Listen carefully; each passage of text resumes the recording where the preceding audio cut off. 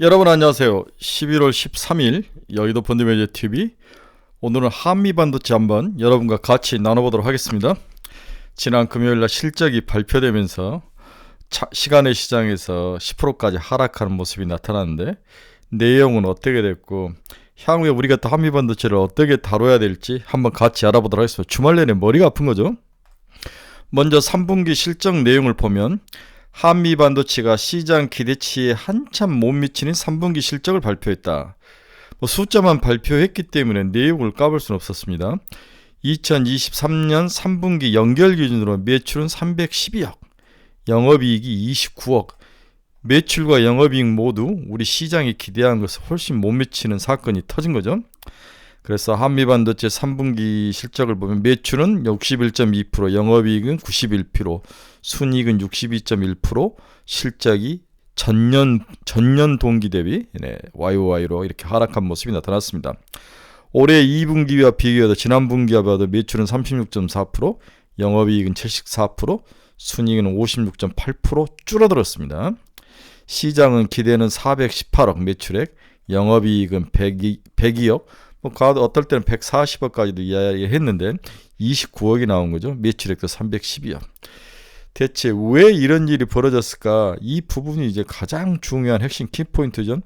만약에 우리가 모르는 그러한 어떤 문제가 발생했다면 팔아야 될 것 같고, 아니면 우리 예상과 그대로 가고 있다, 아니면 살짝 미스했다, 그러면 또 지속적으로 가지고 와야 되는 그런 중요한 분기점이 있기 때문에 중요하다. 두 번째는 최근에 파도도 그렇지만 한번 시장 예상치와 빗끌려서 또 물량이 쏟아지면 거의 하한가 가까이 가는 그러한 가격 충격이 있기 때문에 우리가 자세하게 잘 다뤄야 된다, 또 분석을 잘해야 된다, 이렇게 보는데, 일단은 전체적인 그림만 던져줬고 안에 있는 내부적인 그 사업부별로 그 제품별로 매출액이나 이런 것들을 까보이지 않았다는 거죠.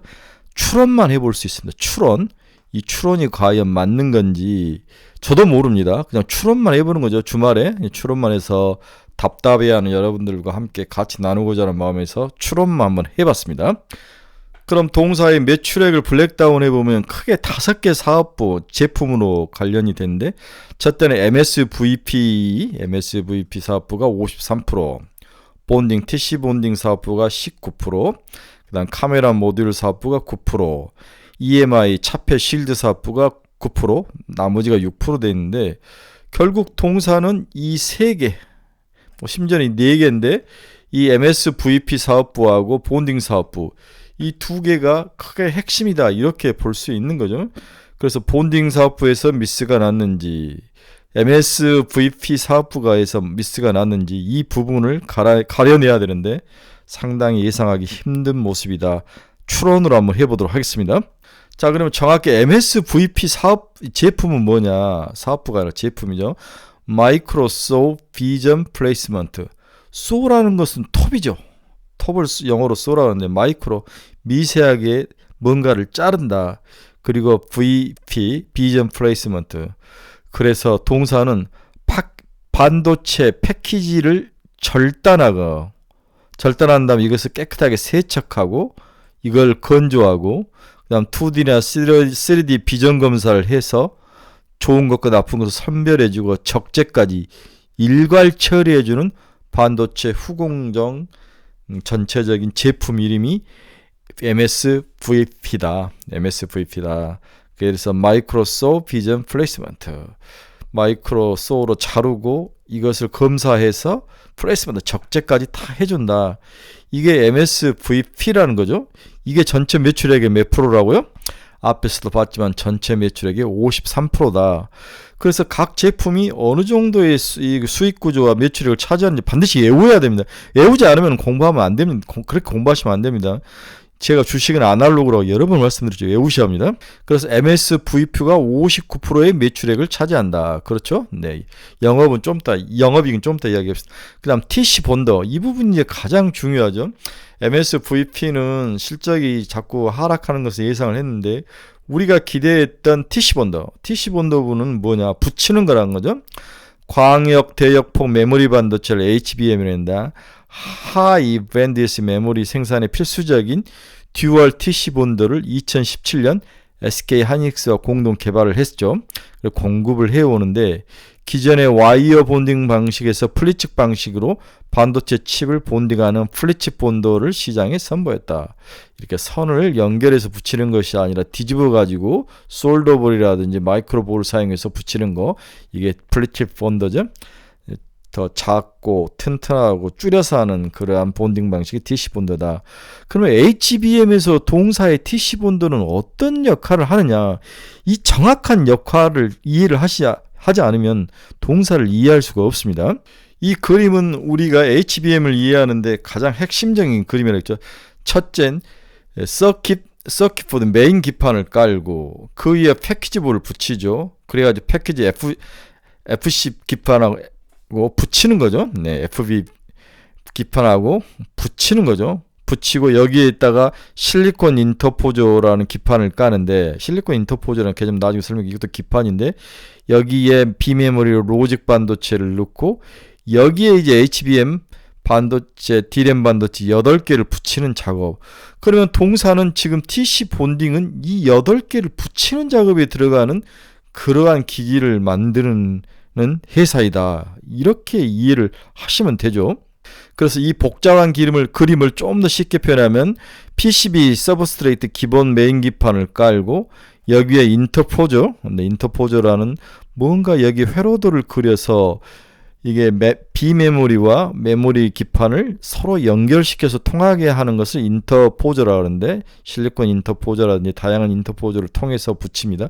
그래서 동사는 이 HBM 8개를 이렇게 붙이는 작업을 하는 그러한 일을 한다. 일단 이렇게 알고 이걸 좀 더 이 안에서 또 어떤 일을 하는지, 대체 HBM을 붙이는데 뭘 어떻게 붙이는지 이 부분을 또 한번 설명해 드리도록 하겠습니다. 그러니까 정확하게 HBM 8단을 어떻게 붙이는지, 거기서 우리 한미 반도체가 어떤 일을 하는지, TC 본더 장비가 어떤 일을 하는지를 정확히 이해를 하셔야 됩니다.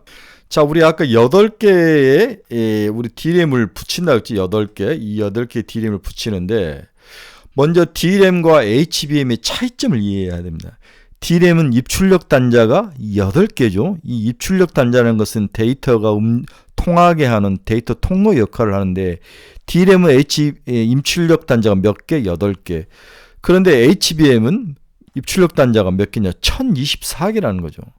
그래서 이 1024개 입출력 단자를 차근차근 쌓아야 되는, 스태킹을 해야 되는데, 이것을 정렬을 잘 못하면은 힘이나 서로 엉기면은 이것이 이제 서로 통하지 않고 문제가 발생을 하는 거죠.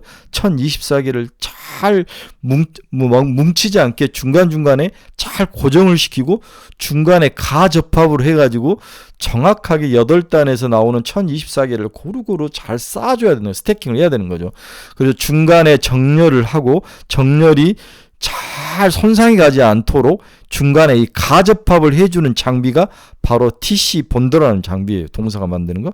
그래서 이렇게 가접합을 해주는 방법이 TC NCF 방식과 MR 머프 방식, 이 두 가지 방식이 있다. 이것은 이제 공부 좀 하는 사람이 다 알죠. 자, 다시 한번.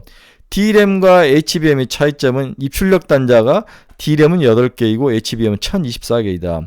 이 입출력 단자를 잘 엉기지 않게 잘 스태킹 쌓아줘야 되는데, 그래서 중간중간에 정렬이 필요한데 이 정렬을 해주는 그러한 가접합해서 움직이지 않게 딱 정확하게 틀을 잡아주는 그러한 붙이는 장비가 바로 TC 본딩 장비다. 동사가 이것을 생산을 해준다는 거죠. 그래서 붙이는 방법은 TC NCF 방식과 MR 머프 방식 두 가지가 있다. 그러면 한 단계 더 넘어가서 TC NCF 방식과 MR 머프 방식을 또 한번 알아봐야 되겠죠. 자, 여기서 TC라는 것은 Thermal Compression, NCF 방식이라는 것은 Non-Conductive Film, 절연 필름을 붙이는 거죠. 자, 무슨 말이냐면 이렇게 반도체를 8개를 쌓는데 각 층마다 이렇게 절연 필름을 넣어서 2개가 윗과 달라붙지 않게 만들어서 이것을 이렇게 하나로 그 다음에 패키징하는 방식을 TC 본딩 방식이다. 그러면 MR 머프 방식은 뭐냐? MR 머프 방식은 이렇게 중간중간에 이렇게 D램과 D램 사이에 필름, 저런 필름을 넣지 않고 여기다 구멍을 뚫어가지고 여기다가 붓습니다. 구리를 부어가지고 언더필 소재를 흘려서 넣어서 여기에 빈 공간을 채우고 1024개 그 다음에 이것을 하나로 굳힌 다음에 패키지가 하는 방식. 여러분 이해하시겠습니까? 그래서 매스 플로우 몰디드 언더필 25도 상온에서 가열하고 10N 압력 정도를 가하면 되는데 TC 본딩 방식은 300도에서 300씩 압력을 가하는 아주 구태의연한 거죠. 이렇게 고열로 가열하면 여기에 뭐 찌꺼기가 남거나 무너뜨려지는 역할이 있지만 이렇게 상온에서 가열하면 아무래도 스트레스도 적고 잘 붙는 거죠. 네, 액체로 감싸가지고 하나로 패키징하는 방식. 그래서 지금 현재 우리가 TSMC가 이것을 하나로 모아가지고 후공정을 해주는데 지금 모든 병목은 HBM이 잘 안 만드는 후공정 방식은 TSV 공정 이 8개를 쌓고 여기를 1024개에 서로 연결하는 그 과정이 생각보다 쌓고 연결하는 구멍을 뚫고 식각을 해서 하든지 이렇게 레이저를 통해서 하든지 이러한 과정이 잘 안 되는 거죠. 여기서 수율이 잘 안 나오는 거죠. 그렇죠? 그래서 한미반도체가 이렇게 해둔 것을 중간중간에 움직이지 않게 붙이고 다음에 식각을 하거나 또는 레이저를 쏴서 구멍을 뚫는 이 과정을 하는데 두 가지의 현재 그 장비를 납품을 하고 TSV 장비하고 TC 본딩 장비 두 개를 지금 납품을 하고 있는 거죠. 그래서 다시 돌아오면 8개의 D램을 구멍을 1024개를 뚫는 거 TSV 장비로 뚫고 중간중간에 1024개 입출력 단자가 또한 중간중간에 뚫었던 것을 붙일 때 흔들리지 않게 딱 중간에 본딩에서 붙이는 거 이것이 TS 본딩 장비 이 두 가지 장비를 동사가 SK 하이닉스에 납품을 하고 있다. 이 과정, 이 개념을 정확히 알고 계셔야 되는 거죠. 자, 그럼 다시 돌아서 수익으로 따라서 3분기 실적을 보면 우리는 매출액이 2024년 2분기에 490억이 나왔기 때문에 2023년 3분기에는 약 400억 정도, 약간 슬로우 다운 하지만은 400억 정도가 나올 거라고 예상을 했는데 실적은 312억 밖에 나지 않았다. 여기서 이제 매출액에서 미스가 발생을 한 거죠. 그러면 이제 우리가 걱정을 하는 것은 매출액도 우리가 예상과 달리 나온 것도 좀 걱정스러운 점인데 수익이 엄청 안 좋아졌던 거죠. 우리 2023년 1분기에는 10억이 수익이 났고 2분기에는 50억이 나왔기 때문에 당연히 3분기 정도는 뭐 한 100억 정도 이렇게 올라갈 줄 알았죠. 우리 HBM 관련 TC 본딩 장비라든지 TSV 장비들이 올라가면서 최소한 140억에서 100억에서 얼마?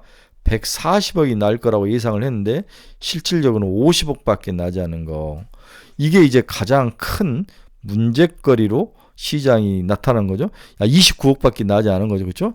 예상은 이 정도 했었는데 그래서 이 부분이 시장에서 미스가 된 거다. 이렇게 볼 수 있습니다. 그래서 다시 정리하면 매출도 미스를 냈고 영업이익도 최소한 50억은 날 거다. 50억에서 140억, 보통 100억에서 140억 정도였는데 어떤 애널리스트는 50억 정도인데 29억이 나와버린 거죠. 네. 이게 이제 시장을 미치게 하는 건데 그 이유가 뭐냐? 대체 영업이익이 왜 저렇게 적게 났을까? 이제 이 부분을 추론을 해보고 이 부분이 리즈너블한가 리즈너블하지 않는가를 이제 찾아내는 게 핵심이라는 거죠. 자, 먼저 우리가 알아야 될 건 HBM 시장이 아직 전체 메모리 시장의 3%만을 차지하는 점도 우리가 아주 이해를 먼저 해야 된다. 아직까지도 10% 정도가 덜 올라오는 이제 겨우 10%가 올라올까 말까 하는데 먼저 SK 하이닉스에서는 10% 정도 올라와 있는데 그렇지만 전체 시장을 보면 그렇게 높은 숫자는 아니었다. 주요 고객사의 수주 공시는 시장의 예상보다 규모가 다소 작았다. 수주 공시가. 그 다음에 2022년 동사의 본도 장비 매출 비중은 전체 매출액의 7.9%에 불과했다. 그러니까 본딩 장비가 아무리 커도 10%밖에 안 됐다는 거죠. 캐파 악화나 장비 당학화를 통해서 2024년 본딩 장비가 40% 이상으로 올라갈 거다. 이제 이 기대감으로 갔는데 실질적으로 최소한 10% 정도는 해줘야 될 것 같은데 그렇게도 해주지 못할 가능성이 높다. 다시 한번 이야기를 해보면 2분기 실적에서 가장 우리가 MSVP라고 했죠 아까 마이크로소 비전 플레이스먼트 이게 이제 전체 매출액이 59%인데 여기서 이익이 나지 않을 확률이 높다. 왜 그러냐면 지속되는 칩 메이커 기업들의 낮은 가동률과 설비 투자 축소 기조로 전년 대비로 여전히 부진한 수준을 보였을 가능성. 이게 2분기에서도 이런 이야기가 있었다는 거죠. 장비별로 나눠보면 TC 본드를 비롯한 본디 장비 부분의 매출이 4배 이상 2분기에도 증가를 했는데 10억에서 50억으로 HBM을 생산해서 주요 고객사가 지난해 수주한 실적이 조금씩 반영되면서 올라왔는데 그게 2분기까지는 좋았는데 3분기에는 반영이 되지 않았다. 그럼 없었다는 거죠. 그렇죠?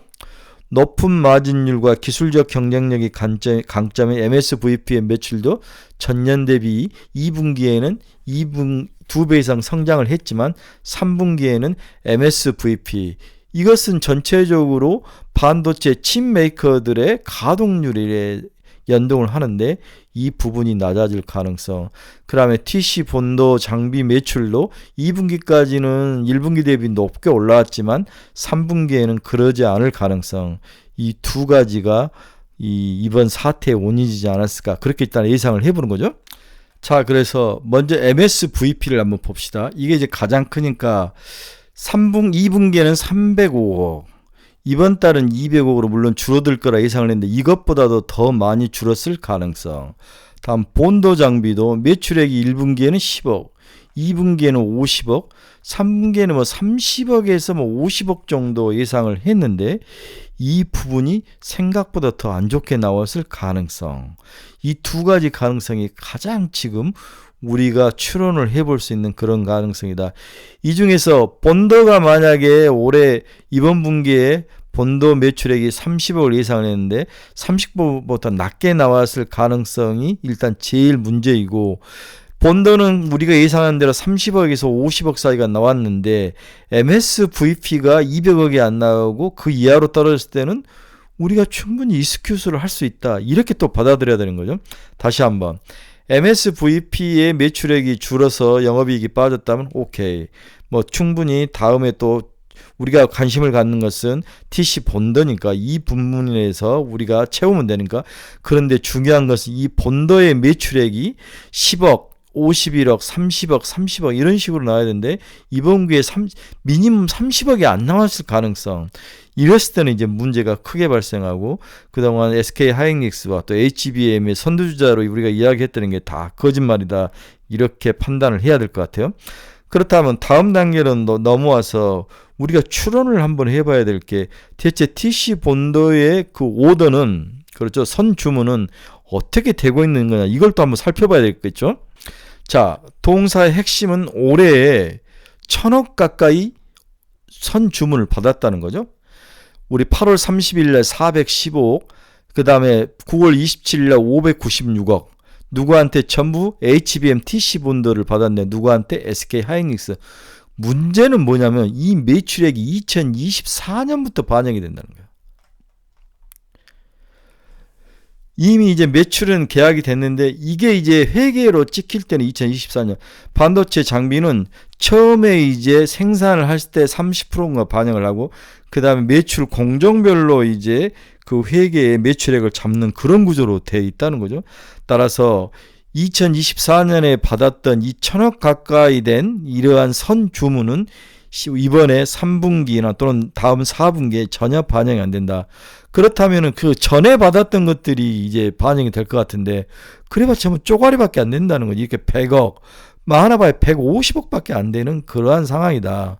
따라서 이러한 것들의 구조적인 그러한 모습 또 금액 차이 또 반영될 시기 이런 거에 대한 이해가 필요하다. 따라서 이번 동사의 실적 발표 핵심은 TC 본더의 매출액이 30억으로 잡혔느냐 30억보다 이하로 잡혔느냐 MSVP가 어떻게 매출액이 잡혔느냐 이러한 것들을 우리가 이해해야 된다. 여러분 생각해 보십시오. MSVP 오더가 2020년까지는 나오고 그 다음에 이게 보통 만드는데 2년 한 1년에서 2년 걸리는데 거의 2023년에는 MSVP가 안 나왔다는 거예요. 하나 나왔네요. 79억짜리 이거 하나 나왔다는 거죠. 네.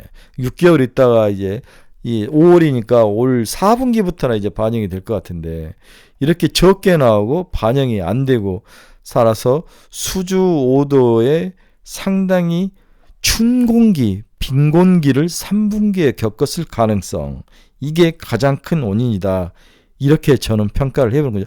그렇지만 내년에는 벌써 1,000억의 물량이 나와 있고 향후에 또 우리가 생각했던 그런 브라이트한 면이 충분히 반영이 된다면 이번에 가격 하락은 이 충격에 의해서 실적에 의해서 가격 하락은 사야 될 매수의 기회로 봐야 되는 거 아니냐.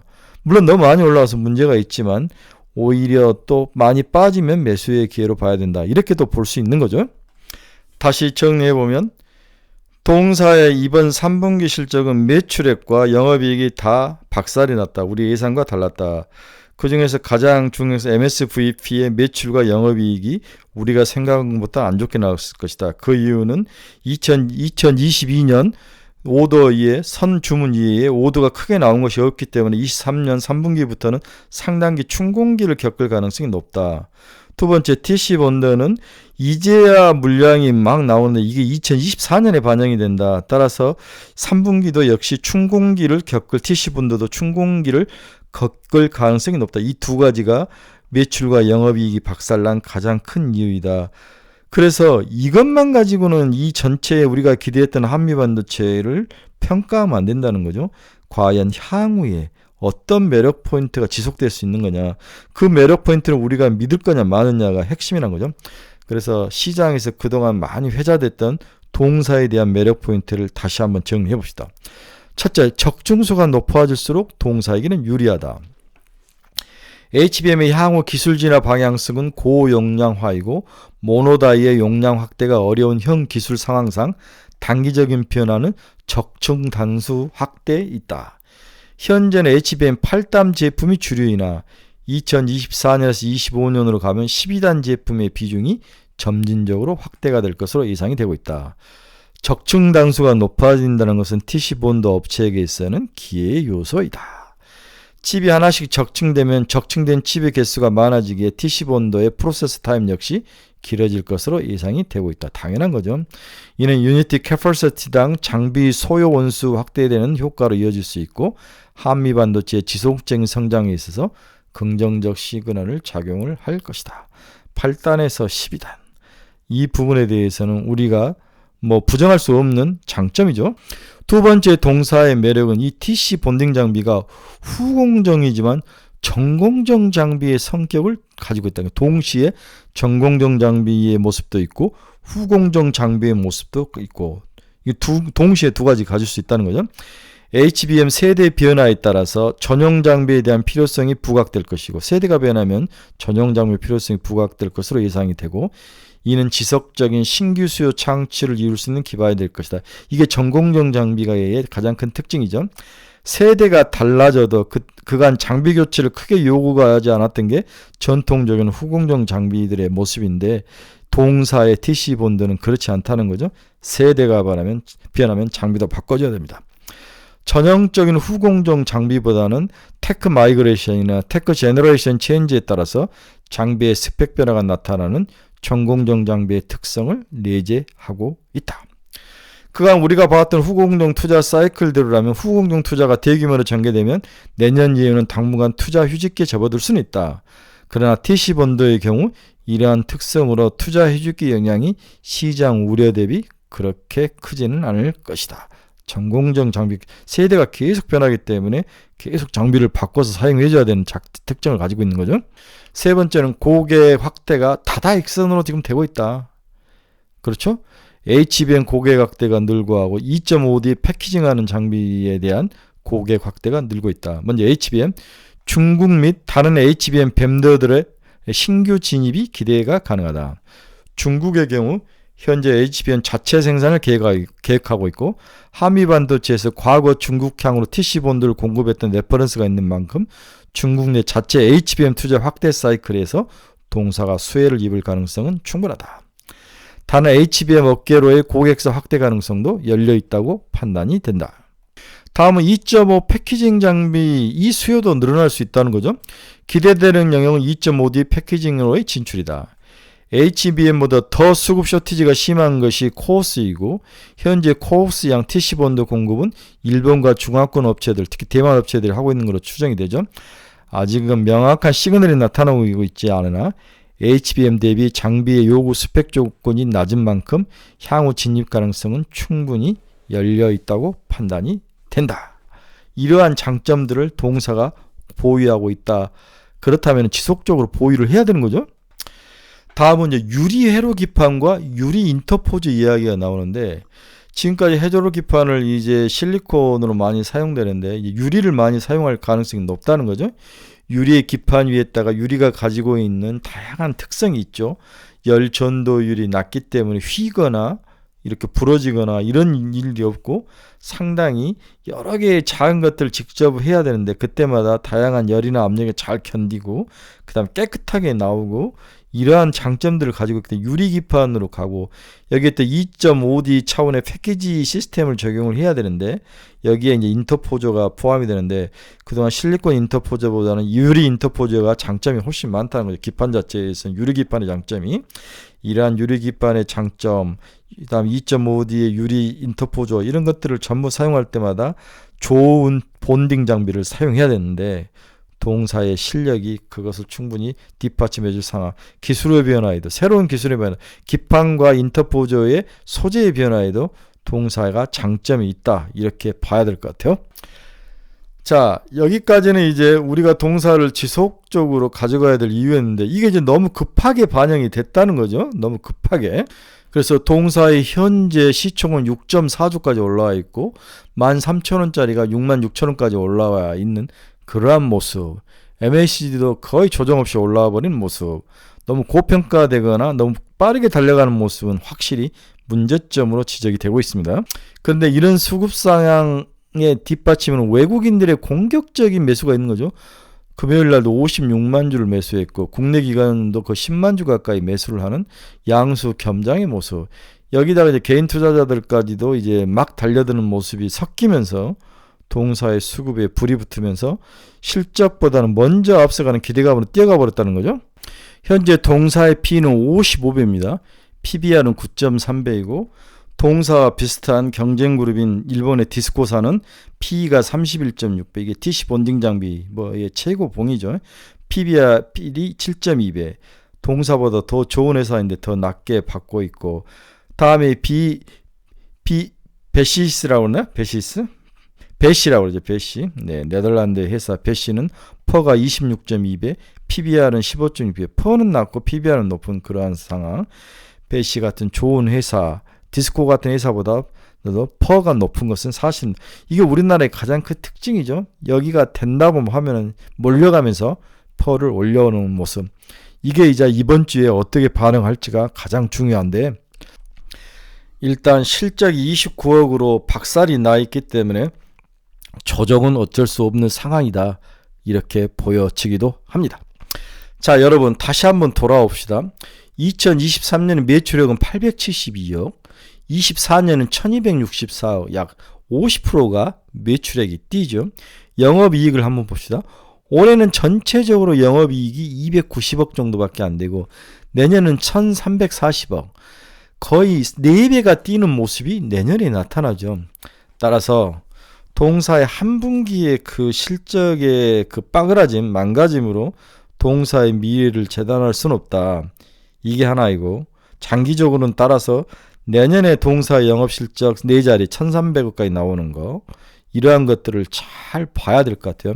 두 번째, 단기적으로는 29억밖에 안 나왔기에 당연히 두들겨 맞을 것 같아요. 그래서 6만원이 이제 깨져서 내려오는데 5만원대 중반 정도 또는 5만원 초반대까지도 하락을 한 건데 이 정도면 또 사야 된다. 그래서 5만 5천원 이하에서는 매수 영역, 이렇게 봅니다. 결론적으로 다시 5만 5천원 이하는 매수 영역, 그 다음에 목표 가격은 여전히 7만원이 1차 목표 가격이다, 이렇게 정리를 해드릴 수 있고, 이제 우리의 관심은 TC 본딩과 MSVP가 어떤 매출액과 어떤 영업이익으로 나오는지 그걸 한번 봐야 되는데, 우리의 관심은 올해가 아니라 내년이다. 내년에 좋은 모습이 선반영돼서 나왔는데 그 선반영시 일시 백해서 좀 조정을 받는다, 이 정도의 개념, 바닥은 55,000원이다. 이걸 꼭 기억을 하시면서 너무 겁먹지 말고 견뎌야죠. 에코프로도 그렇고 에코프로 BM도 그렇고 다 날아가는 종목 중에 이렇게 백도 없이 날아가는 종목은 하나도 없습니다. 이건 자기의 철학의 문제이고 미래에 우상향하는 고래인가를 믿느냐 마느냐의 싸움인 거죠. 네. 그래서 숫자는 내년의 것이 진정한 숫자이다. 앞에서 오더 보셨죠? 선주문. 올해는 거의 반영될 게 없어요. 내년이 많지. MSVP도 그렇고 TC본딩도 그렇고 장비가 이러한 것들을 구조적으로 잘 이해를 하셔야 되겠습니다. 너무 겁먹지 마시고 주말 잘 보내시고 빠지면 빠진 대로 잘 견디시다가 55,000원 물타기 한번 더 해야죠. 으쌰! 한번 또 가보도록 하겠습니다. 여러분 주말 내내 마음 고생하시면서 졸이고 있었는데 좀 풀어 제끼고 편히 좀 지내시길 바랍니다. 여러분 중에서 투자의 방향성을 잃어버리신 분들은 저희 카페로 오십시오. 그리고 종목 상담이 필요하신 분도 저희 카페로 오십시오. 그리고 관심 종목이 좀 필요하신 분도 저희 카페에서 서칭해 가시기 바랍니다. 저희 카페는 리딩하는 그런 카페가 아닙니다. 공부하고 기본을 배우고 같이 집단적으로 토론하고 집단지성을 추구하는 그러한 깨끗한 클린한 카페입니다. 네, 유료지만 여러분들을 좀 싸니까 많이 오셔서 같이 즐기고 나눴으면 좋을 것 같습니다. 오늘은 한미반도체 주말 내내 머리 싸움을 여러분을 위해서 제가 주말 토요일 어디 가지도 않고 좀 분석을 해서 올려봤습니다. 많은 도움이 되시길 바랍니다. 좀 많이 눌러주시고 주위 사람들에게도 제 유튜브 좀 많이 추천 좀 해주시기 바랍니다. 여러분 감사합니다. 내일 뵙겠습니다.